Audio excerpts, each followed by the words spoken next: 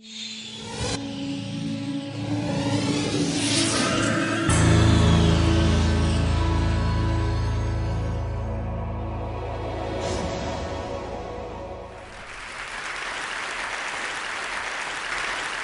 we look around us, much of what surrounds us kind of started life as various rocks and sludge buried in the ground in various places in the world. But of course, they don't look like rocks and sludge now. They look like, TV cameras, monitors, annoying radio mics. And so this kind of magical transformation is what I was trying to get at with my project, which became known as the Toaster Project. And it was also inspired by this quote from Douglas Adams. And the situation is from The Hitchhiker's Guide to the Galaxy. And the situation it describes is the hero of the book, he's a 20th century man, finds himself alone on a strange planet, populated only by a technologically primitive people. And he kind of assumes that, yes, he'll become these villagers, he'll become their emperor with his, and transform their society with his wonderful command of technology and science and the elements. But of course, realizes that without the rest of human society, he can barely make a sandwich, let alone a toaster. But he didn't have Wikipedia.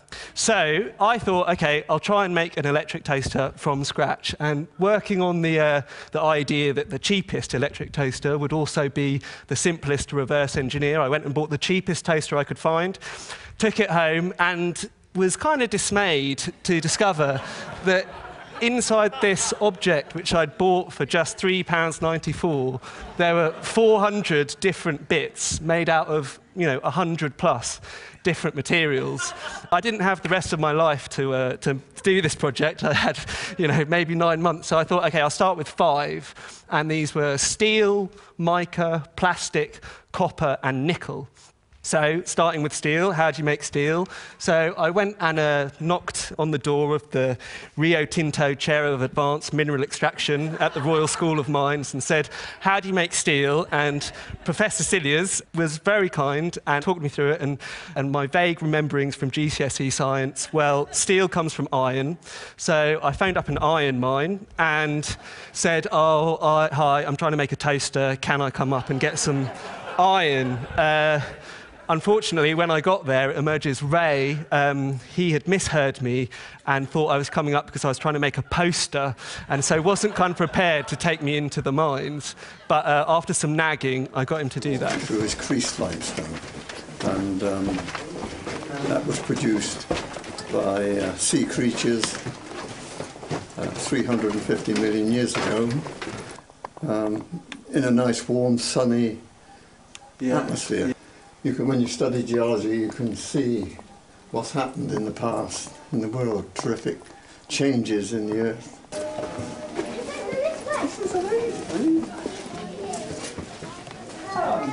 As you can see, they had the Christmas decorations up. And, of course, it wasn't actually a working mine anymore, because though Ray was a miner there, the mine had closed and had been reopened as a kind of a tourist attraction because, of course, it can't compete on the scale of operations which are happening in, South America, Australia, wherever. But anyway, I got my suitcase of iron ore and dragged it back to London on the train, and then was faced with the problem, OK, how do you make this rock into components for a toaster? So I went back to Professor Cilliers, and he said, go to the library. So I did.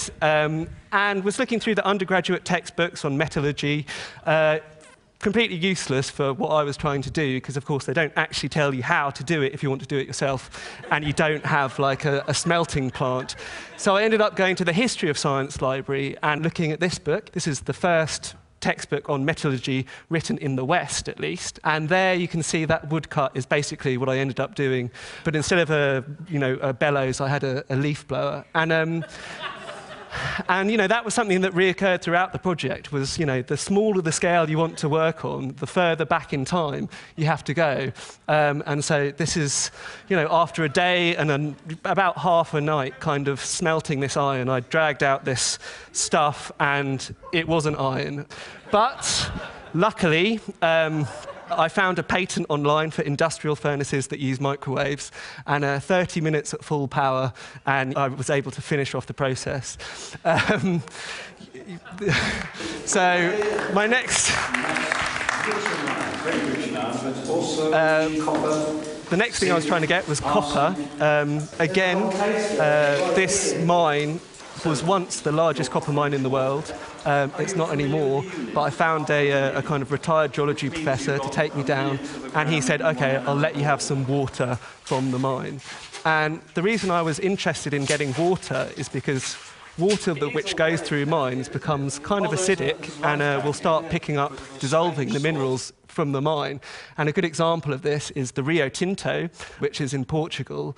As you can see, it's got lots and lots of minerals dissolved in it, so many such that it's now just a home for bacteria who really like acidic, toxic conditions. But anyway, the water I dragged back from the Isle of Anglesey, where the mine was, there was enough copper in it such that I could cast the pins of my metal electric plug. So the next thing, I was off to Scotland to get mica, and mica is a mineral,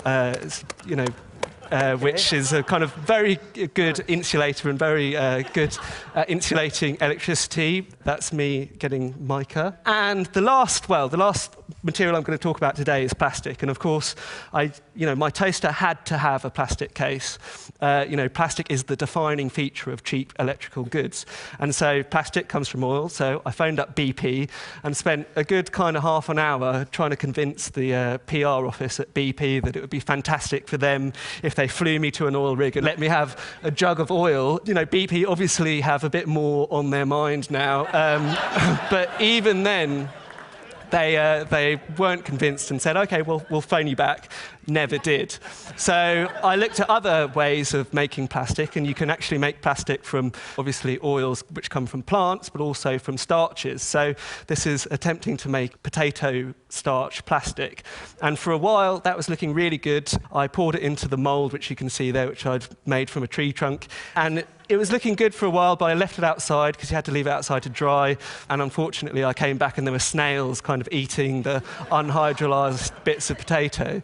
So kind of out of desperation, I decided that I could think laterally. And geologists have actually they're debating whether to christen the age that we're living in. They're debating whether to make it a new geological epoch called the Anthropocene, the age of man. And that's because geologists of the future would kind of see a sharp shift in the strata of rock that is being laid down now. So suddenly it would become kind of radioactive from Chernobyl and the kind of 2,000 or so nuclear bombs that have been set off since 1945. And there'd also be like an extinction event, like fossils would suddenly disappear. And also, I thought that there would be kind of synthetic polymers, plastics embedded in the rock. So I looked up so I decided that I could mine some of this, modern day rock. And I went up to Manchester to visit a place called Axiom Recycling. And they're at the sharp end of what's called the WEEE, which is this European Electrical and Electronic Waste Directive. And was brought into force to try and deal with the kind of mountain of stuff that is just being, made and then kind of living for a while in our homes and then going to landfill. But I was wondering if I could actually mine some brominated flame retardants from myself and put them in my toaster. But oh dear, oh dear. Oh dear.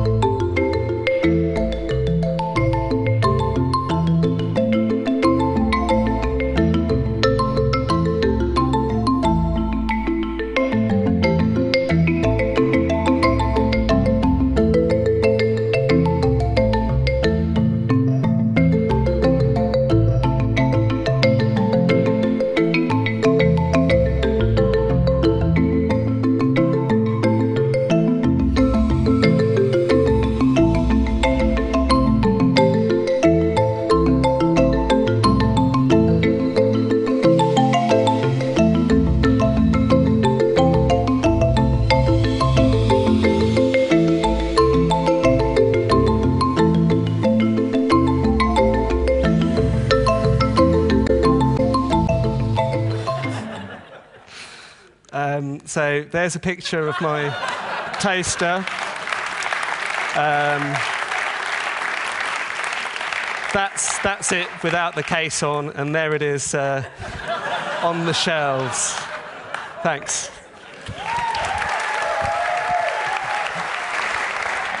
I'm told you did plug it in once. Yeah, I did plug it in. I don't know if you could see, but I was never able to make insulation for the wires. Kew Gardens were insistent that I couldn't come and, hack into their rubber tree. So the wires were uninsulated, so there was kind of 240 volts going through this homemade copper wires, homemade plug. And for about 5 seconds, the toaster toasted, but then, unfortunately, the element kind of melted itself.